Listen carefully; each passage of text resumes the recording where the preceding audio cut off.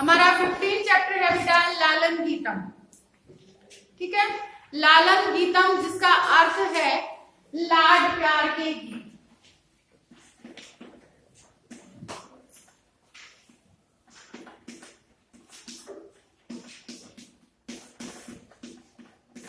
जिस प्रकार से हमारे घर में हमारी दादी माँ, हमारी माँ हमारे लाड करती हैं, प्यार करती है हमसे, उसी प्रकार से कवि ने अपने प्रेम को किसके लिए दर्शाया है इस कविता में? प्रकृति के लिए। ठीक है, प्रकृति के लिए अपने प्रेम भाव को कवि ने दर्शाया है, जिसको नाम दिया है उन्होंने लालन गीतम, लाड प्यार के गीत। तो किस प्रकार से कवि ने प्रकृति का सुंदर चित्रण किया है वो हम देखते हैं अपनी कविता में। उदिते सूर्ये धरणी विहस्ति, पक्षी कुजति कमलम वीक्षते।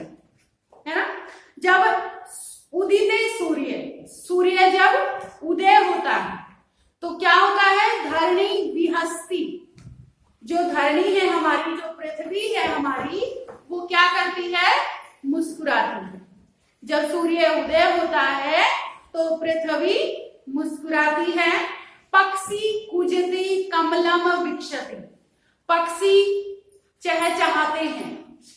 रात में किसी पक्षी की कोई आवाज आती है? नहीं आती है।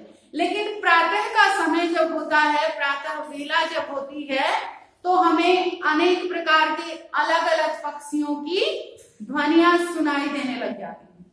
तो पक्षी जो है वो प्रातः काल की वेला में चहचहाते हैं।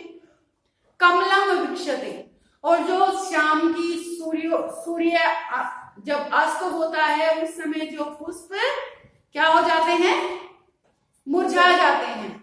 तो प्रातः काल की वेला में क्या होता है? प्रातः वो फूल फिर से खिल जाते हैं। कमल हो, गुलाब हो, गेंदा हो, जो भी पुष्प है वो सारे पुष्प सुबह खिल जाते हैं। नदती मंदिरे उच्चीर डक्का, सरित सलीले सेलती नौका। मंदिरे नदती, मंदिरे मंदिरों में, नदती बसते हैं। नदती, नदती का क्या अर्थ है? बसते हैं। क्या बसते हैं? नगाड़े, ढोल। अब आज का जो समय है उस समय में क्या बजते हैं? भजन बजते हैं मंदिरों में। लेकिन जो पुराना समय था उसमें क्या बजते थे? शंख बजते थे, नगाड़े बजते थे मंदिरों में प्रातः के समय। सरित सलीले सेलती नौका, सरित सलीले, सरित नदी के, सरित का क्या अर्थ होता है? सरित क्या होती है? नदी, है ना। और सलीला, सलीले जल में या पर।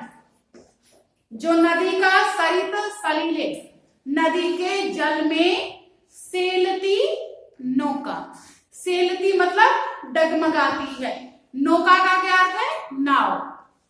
नदी के जल में नौका डगमगाती है। क्यों डगमगाती है? क्योंकि जो मांझी होता है उस नाव का जो चलाने वाला होता है उसको मांझी बोला जाता है। और जो मांझी होता है वो शाम के समय अपना कार्य पूरा करके अपनी नाव को वहीं पर बांध के चला जाता है।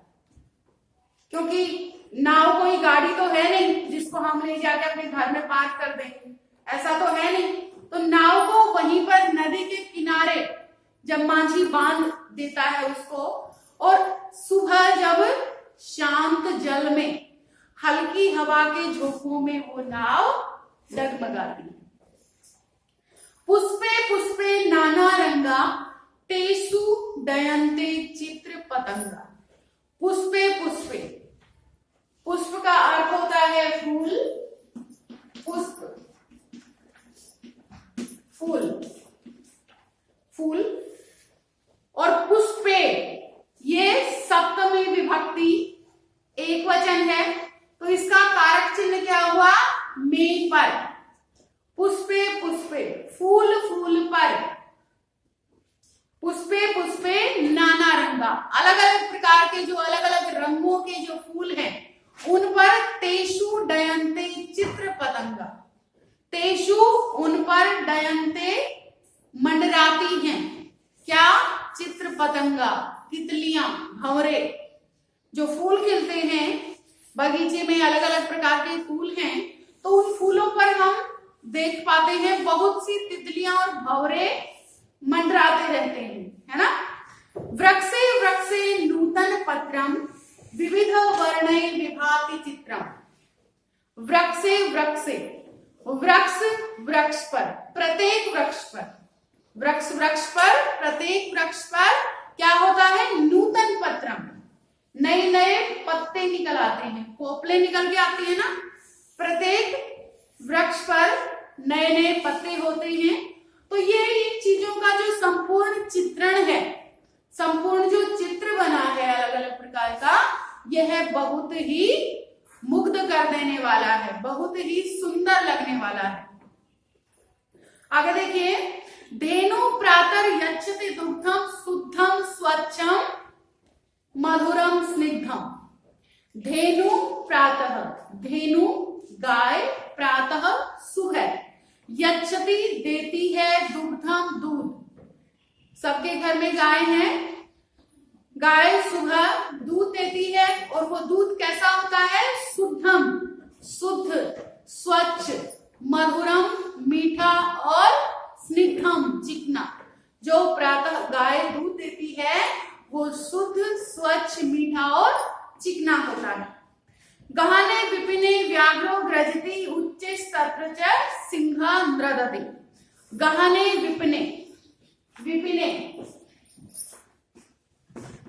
विपिने जंगल में, जंगल में। गहरे, गहने, गहरे, विपिने जंगल में।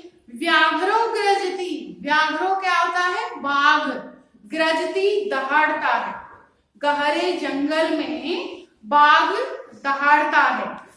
उच्च सत्र सिंह नृदति, और उच्चे सत्र वहीं पर, तत्र वहीं पर, उच्चे जोर से, सिंह नृदति, सिंह शेर भी क्या करता है, नृदति दहाड़ता है।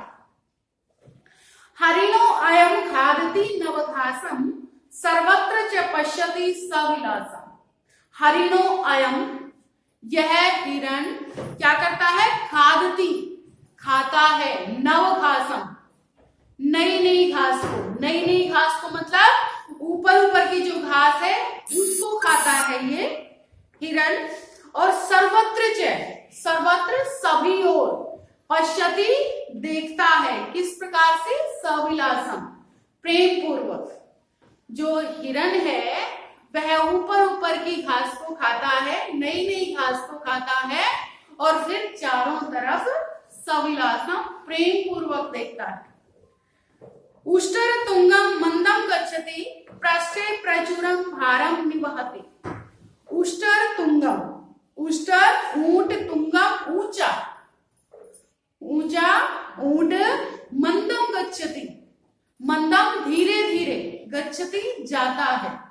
ऊंचा ऊंट जो है, ऊंट ऊंचा होता है ना, सभी ने देखा है, ऊंट ऊंचा होता है और वो क्या करता है, धीरे धीरे चलता है, और उसका कार्य क्या होता है, बोझा ढोना, है ना। पृष्ठे प्रचुरम भारम निवहति, और पृष्ठे पीठ पर, भारम बोझा, निवहति ढोता है, और पीठ पर क्या करता है, बोझा ढोता है। घोटक राजा क्षिप्रम धावती धावन समय किमपि न खादति। घोटक राज है, जो घोड़ा राजा है, वो क्षिप्रम, शीघ्रता से, तेजी से। क्षिप्रम का क्या अर्थ है, क्षिप्रम शीघ्रता से, शीघ्रता से। तो जो घोड़ा राजा है वो शीघ्रता से दौड़ता है, बहुत तेज दौड़ता है। और धावन समय, धावन समय, दौड़ने के समय में किमपि न खादति, कुछ भी नहीं खाता। दौड़ते हुए घोड़े को खाते देखा है, नहीं खाता ना। तो घोड़ा जो है वो बहुत तेजी से दौड़ता है, और दौड़ते सोते समय वो कुछ भी नहीं खाता। पश्यत भल्लुकम इमं करालम नृत्यति तथै कुरु करतालम। पश्यत देखो, भल्लुकम इमं, इमं इस भल्लुकम भालू को, जो कैसा है, करालम भयंकर। जो ये भालू है यह बहुत ही भयंकर है, इसको देखो। और ये क्या कर रहा है, नृत्यति थथै, थथै करके नाच रहा है यह भालू। अब आपको क्या करना है, कुरु करतालम, तालियां बजाओ, है ना, तालियां बजाएंगे ना, बजाइए तालियां बजाइए। तो ये था बेटा हमारा चैप्टर 15 लालन गीतम, और आप सबको समझ आया होगा, आया है ना।